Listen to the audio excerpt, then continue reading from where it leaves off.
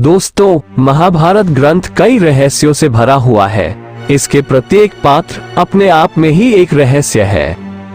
महाभारत को पंचम वेद भी कहा जाता है। ये ग्रंथ हमारे देश के मन और प्राण दोनों में ही बसा हुआ है। ये भारत की राष्ट्रीय गाथा है। इस ग्रंथ में तत्कालीन भारत का समग्र इतिहास वर्णित है। महाभारत एक बहुत ही महान युद्ध को दिखाता है जो धर्म और अधर्म के बीच में हुआ था और उसमें विजय धर्म की हुई थी। महाभारत में सैकड़ों पात्रों, स्थानों, घटनाओं तथा विचित्रता और विडंबनाओं का वर्णन है। महाभारत में वैसे तो बहुत पात्र हैं, पर कुछ महान पात्र भी हैं जिन्हें महाभारत का नायक कहा जाए तो कोई अतिशयोक्ति नहीं होगी। ये सभी नायक किसी ना किसी परम पुरुष के अवतार थे, कोई देवताओं का तो कोई गंधर्व का, और खुद भगवान ने भी कृष्ण अवतार रखकर इसमें भाग लिया था। दोस्तों, अब जानते हैं महाभारत के प्रमुख पात्रों के रूप में देवी देवता आदि के अंश को क्यों अपना अंशा अवतार लेना पड़ा। द्वापर युग में जब अधर्म ने अपने पैर फैला लिए और अधर्म का भार बढ़ने लगा, तब देवी पृथ्वी उससे दुखी हो गई थी और देवी पृथ्वी ने सभी देवताओं से विनती की थी कि वे उनका भार कम करें। तब सभी देवता देवी पृथ्वी को लेकर ब्रह्मा जी के पास पहुंच गए थे। तब देवी पृथ्वी ने ब्रह्मा जी से अपनी पीड़ा दूर करने की विनती की थी। तब सभी मिलकर भगवान विष्णु के पास गए और भगवान विष्णु ने श्री कृष्ण के रूप में धर्म की स्थापना करने हेतु अपना अवतार लेने का निश्चय किया। तब उनका साथ देने के लिए ब्रह्मा जी के कहने पर सभी देवता आदि ने अपने अपने अंश अवतार लिए थे। चलिए अब बात करते हैं किस देवता ने कौन कौन से अवतार लिए थे। महाभारत के कई प्रमुख पात्र थे। वे सभी देवता गंधर्व, यक्ष, रुद्र, वसु, अप्सरा, राक्षस तथा ऋषियों के अंश अवतार थे। उनमें से शायद ही कोई सामान्य मनुष्य रहा हो। वेद व्यास जी ने महाभारत के आदि पर्व में उसका विस्तृत वर्णन किया है। महाभारत के प्रमुख पात्रों में से कौन किसके अवतार थे, आज इस वीडियो में जानेंगे। उससे पहले अगर आप चैनल पर नए हैं तो चैनल सब्सक्राइब करके बेल आइकन जरूर प्रेस कर ले और कमेंट में जय श्री कृष्णा जरूर लिखें। तो शुरू करते हैं वीडियो। सबसे पहले बात करेंगे महाभारत के सबसे प्रमुख पात्र भगवान श्री कृष्ण की। भगवान श्री कृष्ण 64 कला और अष्ट सिद्धियों से परिपूर्ण रहे हैं। श्री कृष्ण को भगवान विष्णु का अवतार माना गया है। माना जाता है कि वे अपने पिछले जन्म में मनु थे। दूसरे हैं बलराम जी। महाबली बलराम शेषनाग के अंश अवतार थे। जब कंस ने माता देवकी और वासुदेव के 6 पुत्रों को मार डाला, तब देवकी के घर में भगवान बलराम पधारे। योगमाया ने उन्हें आकर्षित करके नंद बाबा के यहाँ निवास कर रही देवी रोहिणी जी के घर में पहुंचा दिया। इसलिए उनका नाम संकर्षण पड़ा। बलवानों में श्रेष्ठ होने के कारण उन्हें बलभद्र भी कहा जाता है। कृष्ण के बड़े भाई होने के कारण उन्हें दाऊजी भी कहा जाता है। बलराम जी का विवाह रेवती से हुआ था। महाभारत युद्ध में बलराम रुष्ट होकर तीर्थ यात्रा के लिए चले गए। यदु वंश के संहार के बाद उन्होंने समुद्र तट पर आसन लगाकर अपनी लीला का अंत कर लिया था। तीसरे हैं पितामह भीष्म देवव्रत। महाभारत काल में सभी अवतारों में से सबसे पहले देवी गंगा और महाराज शांतनु के यहाँ इनका जन्म हुआ था। भीष्म महाभारत के प्रमुख पात्रों में से एक थे। द्यू नामक एक वसु ने ही भीष्म के रूप में जन्म लिया था। महर्षि वशिष्ठ ऋषि के श्राप और इंद्र की आज्ञा से 8 वसु को महाराज शांतनु और देवी गंगा से उत्पन्न होना पड़ा था। 7 को तो देवी गंगा ने नदी में बहा दिया था, जबकि 8वें वसु द्यू जिंदा रह गए थे। वही भीष्म पितामह थे, जिनका प्रारंभिक नाम देवव्रत था। अब बात करते हैं एक और अवतार की, गुरु द्रोणाचार्य। भीष्म पितामह के बाद द्रोणाचार्य को सबसे अहम माना जाता है, जिन्होंने कौरव और पांडव की शिक्षा दीक्षा की थी और सभी को धनुर्विद्या सिखाई थी। द्रोणाचार्य को देव गुरु बृहस्पति जी के अंश अवतार माना जाता है। अगले अवतार है अश्वत्थामा। अश्वत्थामा को भी महाभारत में अहम माना गया है। द्रोणाचार्य के पुत्र थे अश्वत्थामा। पिता पुत्र की जोड़ी ने मिलकर महाभारत में कोहराम मचा दिया था। अश्वत्थामा को महादेव या काल क्रोध से संबंधित अंश से उत्पन्न अवतार माना गया है। अगले अवतार है कर्ण। देवताओं में सबसे प्रमुख सूर्यदेव के पुत्र कर्ण थे। कर्ण सूर्य के अंश अवतार थे। कर्ण के बारे में सभी जानते हैं। वे सूर्य और कुंती पुत्र थे। उनके पालक माता पिता का नाम अदिर्थ और राधा था। उनके गुरु परशुराम और मित्र दुर्योधन थे। हस्तिनापुर में ही कर्ण का लालन पालन हुआ। उन्होंने अंगदेश के राज सिंहासन का भार संभाला था। जरासंध को हराने के कारण उनको चंपा नगरी का राजा बना दिया गया था। अगला अवतार है दुर्योधन। दुर्योधन कलयुग का अंश अवतार माना जाता है तथा उसके बाकी 99 भाई पुलस्त्य वंश के राक्षस के अंश थे।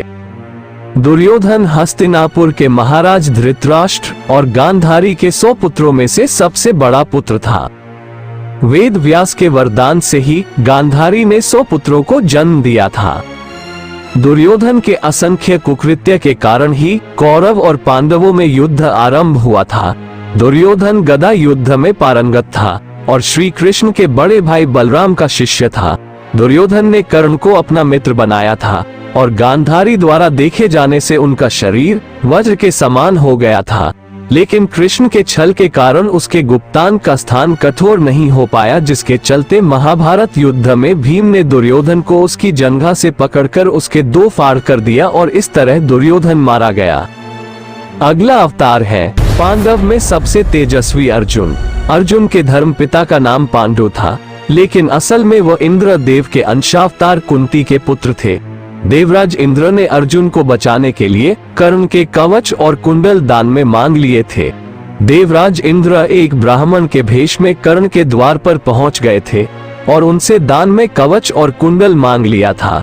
कर्ण ये जानते थे कि वह ब्राह्मण के भेष में इंद्रदेव है, फिर भी कर्ण ने अपने दानी स्वभाव के कारण उन्हें कवच और कुंडल दान में दे दिए थे। अगला अवतार है महाबली भीम। भीम को वायुदेव का अंश अवतार माना जाता है। कहते हैं कि भीम में 10,000 हाथियों का बल था और भीम ने बलराम जी से गदायुद्ध सीखा था। भीम ने ही दुर्योधन और दुशासन सहित गांधारी के 100 पुत्रों को मारा था। द्रौपदी के अलावा भीम की पत्नी का नाम हिडिंबा था, जिससे भीम का परमवीर पुत्र घटोत्कच पैदा हुआ था। घटोत्कच ने ही इंद्र द्वारा कर्ण को दी गई अमोघ शक्ति को अपने ऊपर चलवाकर अर्जुन के प्राणों की रक्षा की थी। अगले अवतार है युधिष्ठिर। युधिष्ठिर धर्मराज के अंश अवतार माने गए हैं और वे धर्मराज और कुंती के पुत्र थे। युधिष्ठिर के धर्म पिता पांडु थे और वे 5 पांडवों में से सबसे बड़े भाई थे। युधिष्ठिर सत्यवादिता एवं धार्मिक आचरण के लिए विख्यात थे। अनेकों धर्म संबंधी प्रश्न एवं उनके उत्तर युधिष्ठिर के मुख से महाभारत में कहलाए गए हैं। उनके पिता धर्मराज ने यक्ष बनकर सरोवर पर उनकी परीक्षा भी ली थी। द्रौपदी के अलावा उनकी देविका नामक एक और पत्नी थी। द्रौपदी से प्रतिविंध्य और देविका से धौधेय नामक उनके 2 पुत्र थे। ये सशरीर स्वर्गारोहण कर गए थे। अगले अवतार है नकुल और सहदेव। नकुल और सहदेव 33 देवताओं में से 2 अश्विनी कुमार के अंश उत्पन्न हुए थे, जिनका जन्म दैवीय चिकित्सकों अश्विन के वरदान स्वरूप हुआ था। पहले अश्विनी कुमार का नाम नासत्य और दूसरे का नाम दस्त्र था। सहदेव त्रिकालदर्शी थे। उन्होंने महाभारत युद्ध के होने और उसके परिणाम की घटनाओं को पहले से ही जान लिया था, लेकिन श्री कृष्ण ने उसे इस घटना को किसी को भी बताने से इनकार कर दिया था। अगले अवतार है कृपाचार्य। भगवान रुद्र के गण ने कृपाचार्य के रूप में अवतार लिया। कृपाचार्य ने महाभारत के युद्ध में एक अहम भूमिका निभाई थी। अगले अवतार है शकुनी। द्वापर युग के अंश से शकुनी का जन्म हुआ था। वे शकुनी ही थे जिन्होंने कौरवों को युद्ध के मोड़ पर लाकर खड़ा कर दिया था। शकुनी की भी एक दुख भरी कहानी है। अगले अवतार है धृतराष्ट्र और पांडु। अरिष्टा के पुत्र हंस नामक गंधर्व का अंश अवतार धृतराष्ट्र तथा उसके छोटे भाई पांडु के रूप में जन्मे थे। धृतराष्ट्र पैदाइशी अंधे थे। अगला अवतार है कुंती और माद्री। कुंती और माद्री दोनों ही पांडवों के पिता राजा पांडु की पत्नियां थीं। कुंती और माद्री के रूप में सिद्धि और ध्रुतिका का जन्म हुआ था। अगला अवतार है गांधारी। मति का जन्म राजा सुबल की पुत्री गांधारी के रूप में हुआ था। गांधारी ही शकुनी की बहन थी, जिसका विवाह अंधे धृतराष्ट्र से हुआ था। अगला अवतार है रुक्मणी और द्रौपदी। राजा भीष्मक की पुत्री रुक्मणी के रूप में लक्ष्मी जी व द्रौपदी के रूप में इंद्राणी उत्पन्न हुई थी। महाभारत के अन्य पात्र अभिमन्यु चंद्रमा के पुत्र वर्चा का अंश था। मरुतगण के अंश से सात्यकी, द्रुपद, कृतवर्मा और विराट नरेश का जन्म हुआ था। अग्नि के अंश से धृष्टद्युम्न व राक्षस के अंश से शिखंडी का जन्म हुआ था। विश्वदेवगण के अंश द्रौपदी के गर्भ से 5 पुत्र प्रतिविंध्य, सुतसोम, श्रुतकीर्ति, शतानीक और श्रुतसेव के रूप में पैदा हुए थे। दानवराज विप्रचित्ति, जरासंध व हिरण्यकशिपु शिशुपाल का अंश था। इस प्रकार महाभारत के सभी प्रमुख पात्र किसी न किसी के अंश अवतार थे और उन्होंने भगवान श्री विष्णु का साथ देने के लिए अपने अपने अवतार लिए थे। महाभारत के युद्ध के साथ कई अवतारों ने अपने देह त्याग दिए थे। जिनकी लीला श्री कृष्ण के साथ बाकी थी वही जीवित बचे थे। आखिरी में महाभारत युद्ध के 36 वर्ष बाद भगवान श्री कृष्ण और बलराम जी ने एक साथ देह त्याग किया था और उसके पश्चात सभी पांडव ने एक एक करके हिमालय में अपने देह को त्याग दिया था। दोस्तों, ऐसे भगवान विष्णु, भगवान ब्रह्मा और देवताओं की रची पूरी लीला समाप्त हो गई थी। दोस्तों, क्या महाभारत की यह रोचक बातों का आपको पता था?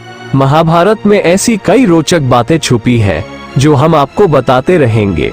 आज के वीडियो में इतना ही। अभी तक आपने हमारे चैनल ज्ञान गंगा हिंदी को सब्सक्राइब नहीं किया है तो सब्सक्राइब जरूर कर दीजिए और जानकारी अच्छी लगी हो तो वीडियो लाइक और शेयर भी जरूर कीजिए और कमेंट में जय श्री कृष्णा जरूर लिखें। धन्यवाद। जय श्री कृष्णा।